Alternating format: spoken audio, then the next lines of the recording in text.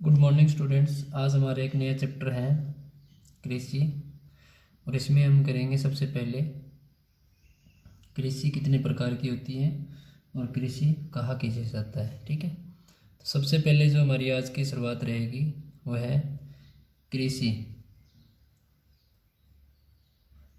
कृषि से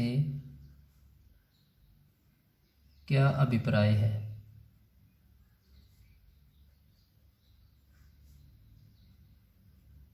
कृषि से क्या अभिप्राय है? आप इनका साथ के साथ नोट्स अपने तैयार करते रहना कॉपी में।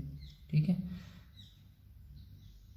तो सबसे पहले तो अर्थ देखते हैं कृषि कहते किसे हैं। इसका भूमि जोतने यानी बुआई करने, फसलें उगाने,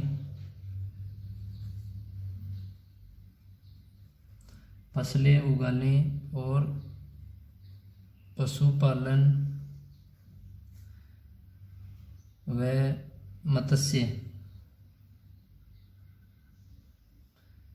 मत्स्य पालन तथा वानिकी की कला तथा विज्ञान को ही कृषि कहा जाता है। कृषि कहा जाता है, तो ये इसका आपका आंसर रहेगा। ठीक है, चलो समझते हैं। भूमि जोतने, भूमि की बुआई करना, जोतना, ठीक है, नरम करना, उसमें फिर फसल उगाना। ठीक है, साथ के साथ इन कार्यों के साथ पशुपालन भी किया जाता है। पशुओं से जो अवसाद बचता है, जो कूड़ा करकट है, वो इसमें भूमि में डाला जाता है उपजाऊ शक्ति के लिए। मत्स्य पालन यानी मछली पालन भी एक कृषि के अंतर्गत ही आता है। तथा वानिकी, वनों से लकड़ी या वनारोपण करना और उनसे फिर लकड़ी को बाजार में बेचना और पैसा कमाना। ठीक है, तो इस प्रकार ये सारा जो काम है, जो सारा जो क्रियाकलाप है, वो क्या कहलाता है? कृषि कहलाता है। ठीक है, नंबर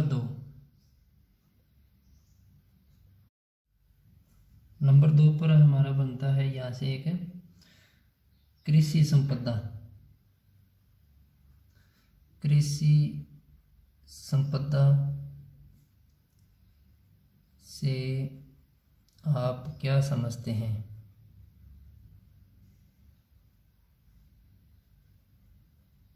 ठीक है, तो कृषि संपदा क्या होती है? प्रकृति द्वारा या प्रकृति की देन जिसमें उपजाऊ मिट्टी, सिंचाई के लिए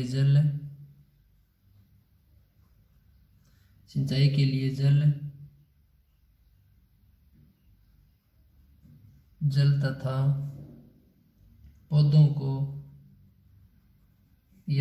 की वृद्धि के लिए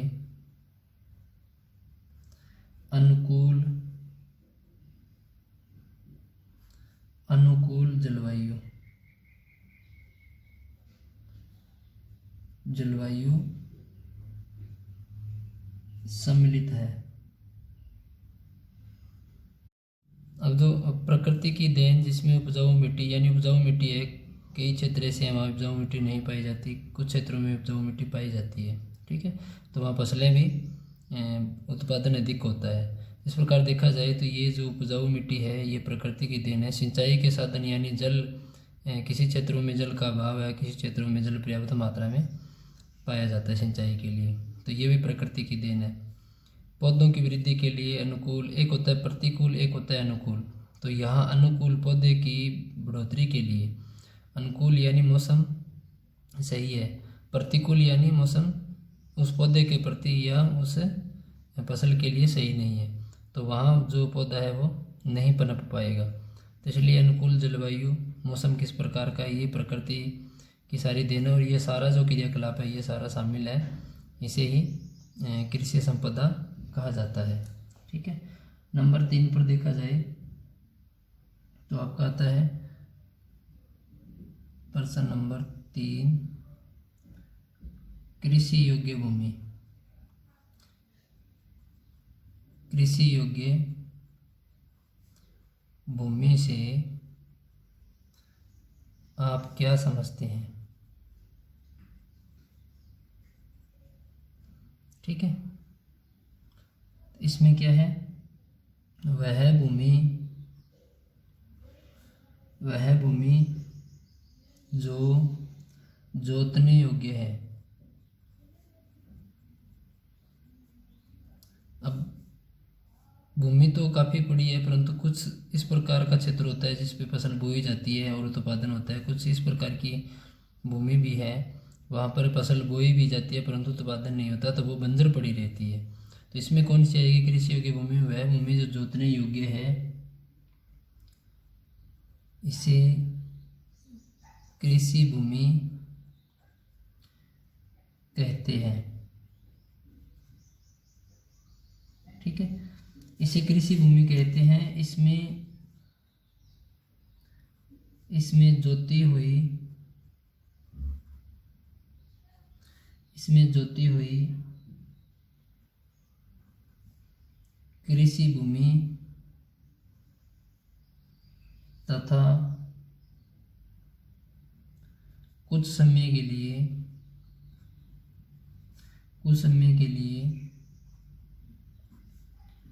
छोड़ी गई प्रतिभूमि भी शामिल है। यानी मान लीजिए हमारे पास में 2 एकड़ भूमि है, अब की बार हमने कपास बो रखी है, अगली बार हम क्या करेंगे, इसको कुछ समय के लिए खाली छोड़ देंगे। ठीक है, और कपास इसमें बोएंगे, यानी अब की बार इसमें गुवार कर दिया हमने या इसको खाली छोड़ दिया।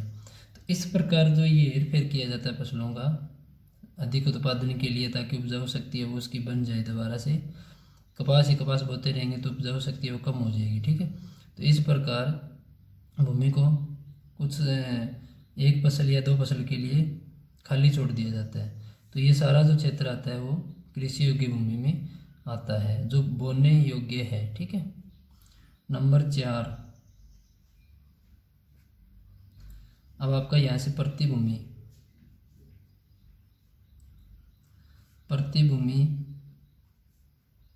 से क्या अभिप्राय है?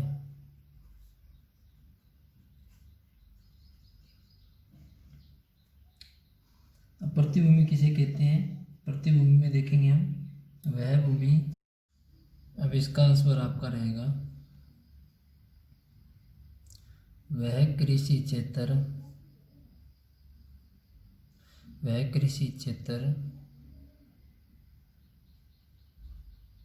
जिसको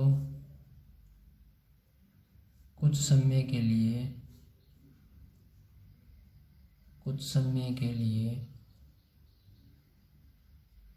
उपजाऊ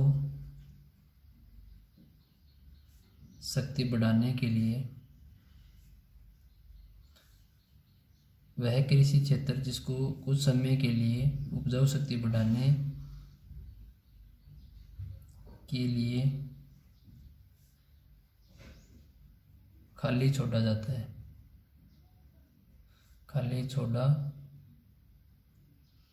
है, प्रतिभूमि के नाम से जाना जाता है।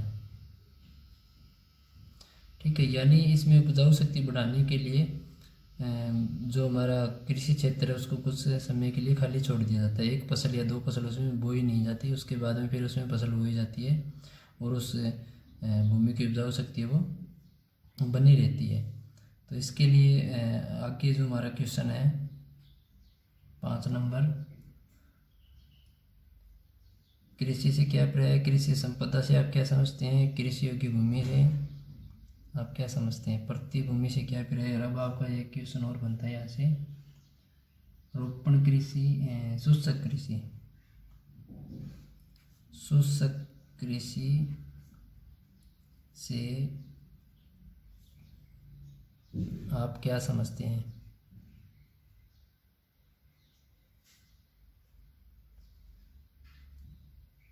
जैसे नाम से स्पष्ट हो रहा है, शुष्क कृषि। अब जिन क्षेत्रों में बरसात या पानी की कमी है वहाँ ये इस प्रकार की कृषि है वो की जाती है। तो सबसे पहले हम देखते हैं शुष्क कृषि किसे कहा जाता है। कुछ क्षेत्रों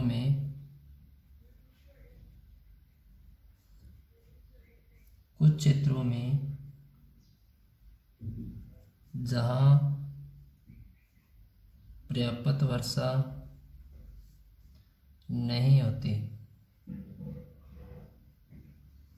जहाँ पर्याप्त वर्षा नहीं होती या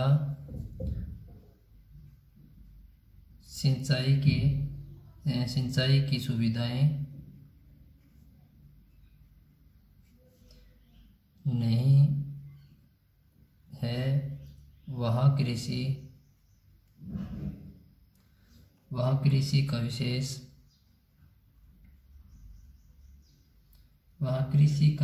ढंग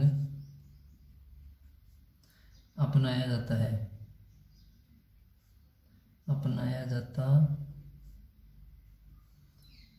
है जिसमें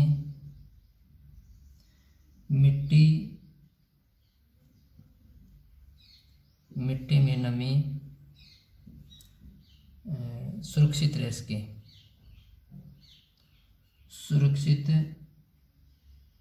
रखी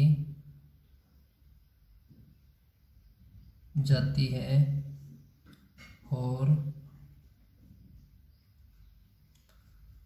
सूखा सहन करने वाले किस्म की फसलों का उत्पादन किया जाता है। उत्पादन होता है या किया जाता है, शुष्क कृषि के नाम से जाना जाता है।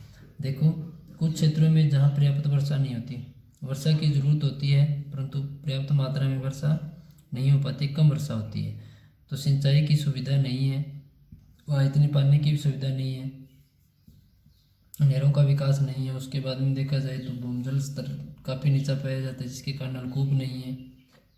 वहाँ कृषि का विशेष ढंग अपनाया जाता है जिसमें मिट्टी में नमी सुरक्षित रखी जाती है, यानी इस प्रकार का तरीका अपनाया जाता है। उसमें इस प्रकार की फसल बोई जाती है ताकि वो उसमें पानी की या सिंचाई की कम ज़रूरत पड़े और उत्पादन है वो किया जा सके। जैसे हम देख सकते हैं ग्वार, ठीक है, बाजरा, जो इस प्रकार की जो फसलें हैं ये उन क्षेत्रों में ज़्यादातर बोई जाती है ताकि इनमें सिंचाई की कम ज़रूरत पड़े और बरसात अगर कम हो रही है तो भी इनका उत्पादन है वो हो जाएगा। तो आज के लिए आपके 5 ये क्वेश्चन है 5,